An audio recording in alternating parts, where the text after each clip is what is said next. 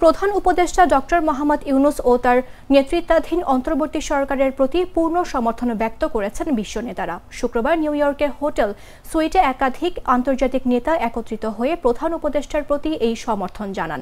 তারা বাংলাদেশের এই গুরুত্বপূর্ণ সময়ের সব ধরনের সহায়তা দেওয়ার প্রতিশ্রুতি দেন। সভার নেতৃত্ব দেন লাটভিয়ার সাবেক প্রেসিডেন্ট ভাইরা ভিকে ফ্রাইবারেগা, যিনি নিজামী গভাঞ্জি আন্তর্জাতিক কেন্দ্র এনজিআইসির কো-চেয়ারও। উচ্চ পর্যায়ের এই প্রতিনিধি দলের মধ্যে ছিলেন স্লোভেনিয়ার সাবেক প্রেসিডেন্ট বরুট পাহর, সার্বিয়ার সাবেক প্রেসিডেন্ট বরিস তাদিচ, লাটভিয়ার সাবেক প্রেসিডেন্ট এগিলস লেটভিস সহ অন্যান্যরা। সভায় বক্তারা প্রফেসর ইউনূসের নেতৃত্ব এবং দারিদ্র্য দূরীকরণ ও সামাজিক ন্যায় প্রতিষ্ঠায় তার সারা জীবন ধরে যে অবদান তার প্রশংসা করেন। নেতারা বাংলাদেশের সাম্প্রতিক অগ্রগতির প্রশংসা করেন, তবে তারা 16 বছরের দুর্নীতি ও শোষণের পর দেশের যে গুরুতর চ্যালেঞ্জ রয়েছে তাও উল্লেখ করেন। কয়েকজন নেতা আন্তর্জাতিক সাহায্য প্রদানের প্রতিশ্রুতি দেন।